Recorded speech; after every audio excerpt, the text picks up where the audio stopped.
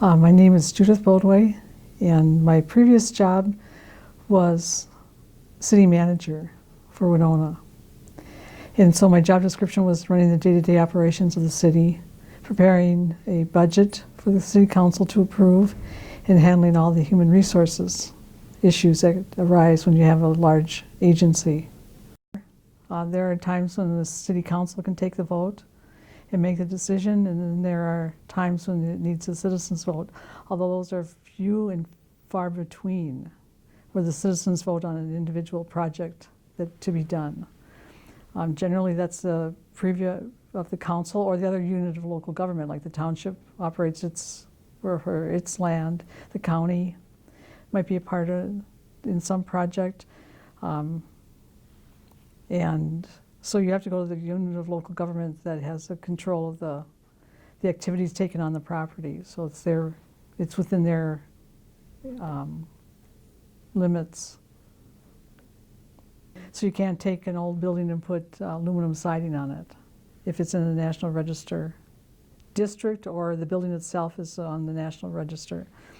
But some of the bigger buildings that people would notice would be the Winona County Courthouse.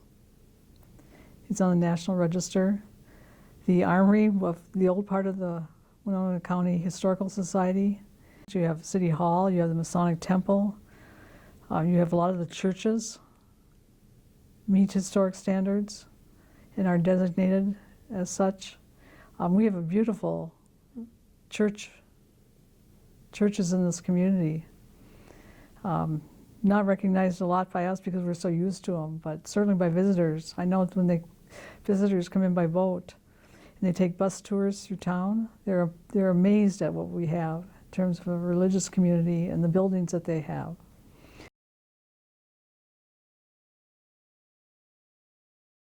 Downtown redevelopment activities, funding the Y expansion, funding the Historical Society expansion of their facility a couple of years back. Doing these projects that we probably would never have had enough money to ever do them any other way, but having the philanthropic community around to help those things happen. And Winona has a huge history of making things happen with private funds for public benefit. My name is Greg Carroll. I'm the building official for the city of Winona.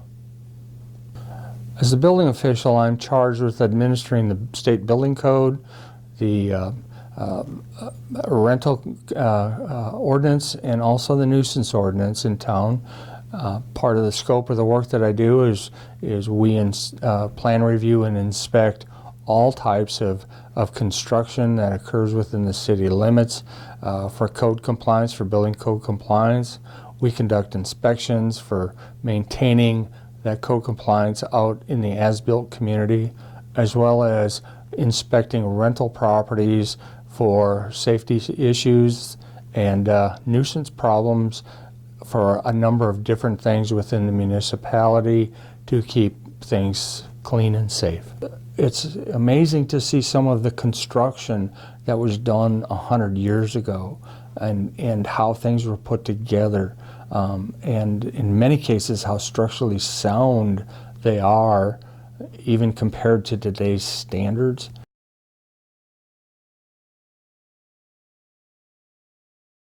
My name is Walt Bennick. I'm an archivist here with the Winona County Historical Society.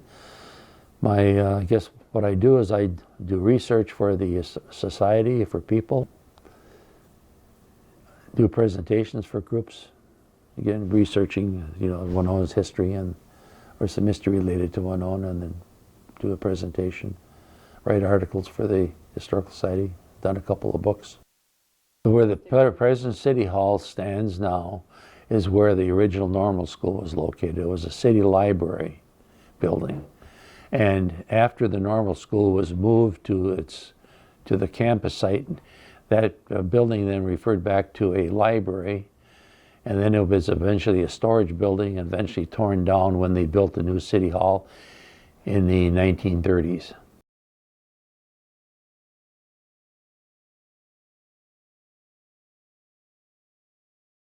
They had to maintain a channel, and they did this a number of ways. The first was a 4-foot channel, which they basically scoured out with boats and also using the current of water to scour the channel out. And eventually they went to a 9-foot channel, or excuse me, a 6-foot channel in the same way by putting what they call wing dams. Are you familiar with wing dams? Okay.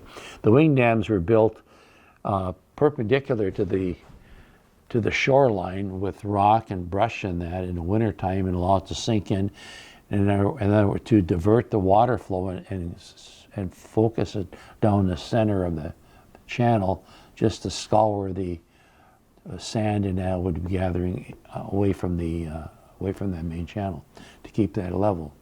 Now gradually the demand for bigger barges and larger barges, larger boats eventually pushed up in the 1920s when Congress authorized the building of the dams in the upper Mississippi River, the navigation dams. Now many people think that was a kind of a Depression era project, but it just turned out to be that way because it was planned before the Depression hit, but it became a good works project then for men to build. When they originally planned those dams, the city engineer Winona realized that if they would raise the water level at the dam at Trempealeau to make a good channel for the dam at Whitman, the city of Winona would be flooded.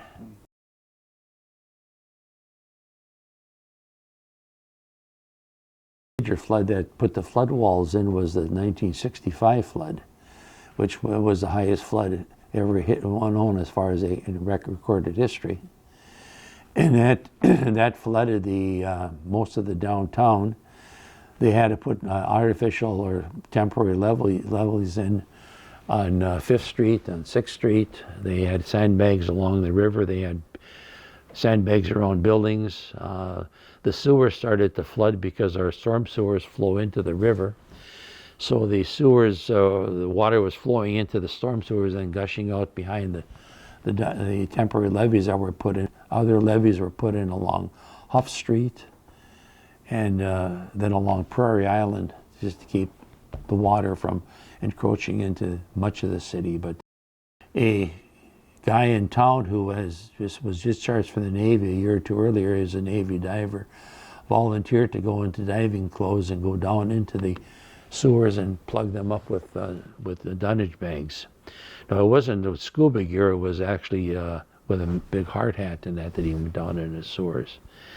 He was married, just had moved in town, and he told the mayor, he says, I do this under one condition: you don't tell my wife that I'm doing this till I get out.